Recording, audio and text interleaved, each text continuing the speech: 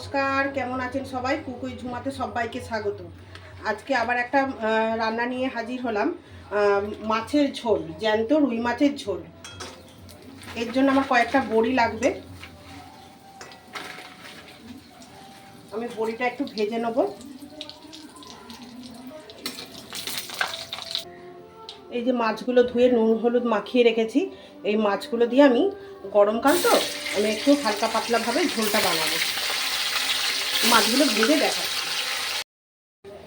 দেখুন মাছগুলো ভালো করে ভেজে রেখেছি। এটা খুব কড়া করব না, যেহেতু মাছের ঝোল হবে আর প্রচণ্ড তো গরম, তা হালকা পাতলাই ঝোলটা করব আজকের মেনুতে। আর আলু ভাতে দিয়েছে ঘিমে শাক দিয়ে, আর লেফট ওভার চাটনি আছে, পাঁপড় ভাজা আছে লেফট ওভার, ওগুলো কালকে।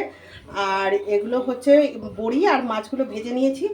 এইবার আমি ওই মাছের তেলেই আলুগুলো ভেজে নেব। এটা আমি পেঁয়াজ দেবো না, এত গরম, মানে রান্নাঘরে বেশিক্ষণ থাকাই যাচ্ছে না, প্রচণ্ড গরম। আর এই ঝোলটা না গরমে খেতে দারুণ, মানে খুব সুন্দর লাগে ভাত দিয়ে। তার সাথে অবশ্যই এক টুকরো লেবু চাই।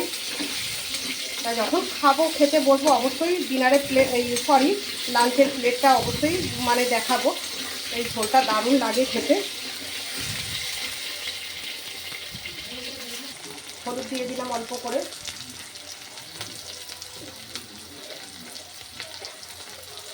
লবণ দিয়ে দিলাম পরিমাণ মতো। আমি একটু নাড়াচাড়া করে নিচ্ছি ভালো করে। এই ঝোলে আলুটা একটু খুব ভালো করে ভাজা হলে না খেতে খুব সুন্দর লাগে ঝোলে। আর এতে কোনো পেঁয়াজ দেবো না, যেহেতু জ্যান্ত রুই মাছ। এবার আমি সজনাটাগুলো দিয়ে দিই। শুধু জিরে বাটা দিয়ে করবো, অসম্ভব ভালো লাগে খেতে ভাতের সাথে।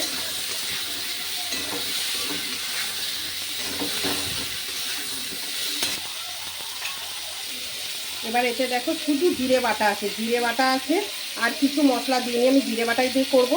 হলুদ আর লঙ্কার গুঁড়ো আছে। খুব ভালো করে মশলাটার সাথে কষিয়ে নেবো, তারপরে এটা সম্ভব হয়ে গেলে এটা ফোড়ন দেবো। তাহলে মানে ঝোলটা খেতে খুব টেস্টি হয়। মশলাটাকে খুব ভালো করে কষিয়ে নিতে হবে। খুব ভালো করে মশলাটা কষিয়ে নিয়েছি। দেখো চারিপাশ দিয়ে দেখো তেলটা রিলিজ করে গেছে, তার মানে মশলাটা কষানো হয়ে গেছে। এবার আমি গরম জল দিয়ে দেবো। এতদিনে জেনেই গেছে আমি গরম জল ইউজ করি। এবার গরম জল দিয়ে দিচ্ছি। এবার ঝোলটা হোক, তারপরে দেখাচ্ছি।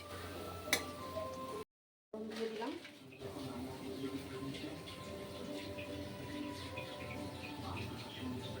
আর এদিকে ভাত বসিয়ে দিয়েছি, আর আলু ভাতে দিয়ে দিয়েছি। ঘিমে শাকটা সেদ্ধ করে নিয়ে, ওটা দেখাবার কিছু নেই বলে আমি প্লেটটা যখন মানে খেতে বসবো আমরা লাঞ্চে, তখন দেখিয়ে দেবো। টমেটোটা দিয়ে দিলাম।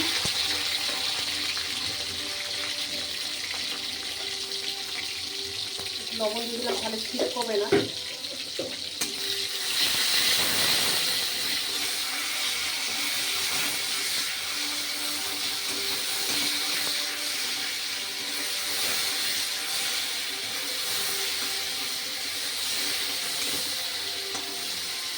এত গরমে না কিছু ভালোই লাগছে না খেতে। আর কালকে যেহেতু নীল ষষ্ঠী ছিল, আজকে সোমবার, মানে খেতেই ইচ্ছা করছে না। কালকে তো সারাদিন সাবু খেয়েই ছিলাম, আর আজকে তারপরের দিন না কোনো খেতেই একদম ইচ্ছা করছে না।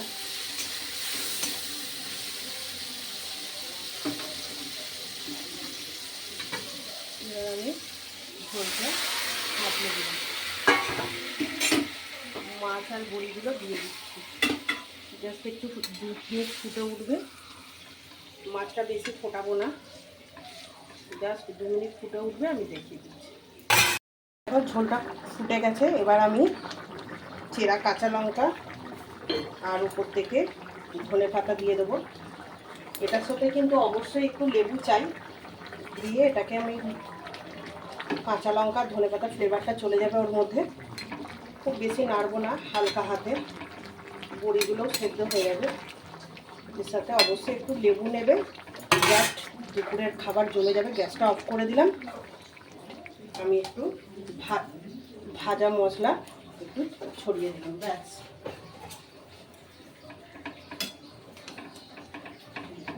আজকের রেসিপিটা যদি বন্ধুরা ভালো লেগে থাকে, একদম সিম্পল গরমে হালকা পাতলা জ্যান্ত রুই মাছের ঝোল, সজনাটা আলু বড়ি দিয়ে, তোমাদের যদি ভালো লেগে থাকে লাইক শেয়ার কমেন্ট অবশ্যই করে দিও।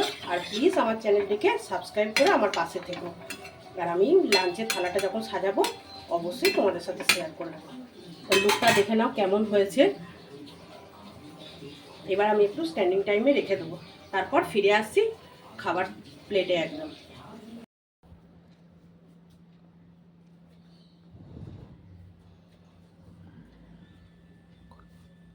এই দেখো বন্ধুরা, তোমাদের বলেছিলাম প্লেটটা সাজিয়ে দেখাবো যখন আমরা দুপুরে লাঞ্চ খেতে বসবো। তা প্লেট আমার সাজানো হয়ে গেছে, মেয়েদেরকে দিয়ে দিয়েছি। ভাত, গিমে শাক আলু ভাতে দিয়ে মেখেছি, পেঁয়াজ আছে, গন্ধরাজ লেবু আছে, পাঁপড় ভাজা, আর এই যে জ্যান্ত রুই মাছের ডাঁটা আলু বড়ি দিয়ে ঝোল করেছি, ওই ঝোল, আর লেফটোভার যে চাটনি ছিল সেই চাটনি। আজকে প্লেটটা কেমন লাগলো তোমাদের অবশ্যই জানিও। আর আবার বলছি, যদি রেসিপিটা রুই মাছের ঝোল যদি রেসিপিটা ভালো লাগে বা প্লেটটা তোমাদের আজকে দুপুরে যদি ভালো লেগে থাকে, লাইক শেয়ার করে দিও। আর প্লিজ কেমন লাগলো কমেন্ট করে জানিও। আর যদি ভালো লেগে থাকে প্লিজ আমার চ্যানেলটিকে সাবস্ক্রাইব করে আমার পাশে থেকো। শুভ দুপুর বন্ধুরা, টাটা। ঝোলটা হয়ে গেছে, এবার আমি সাঁতলে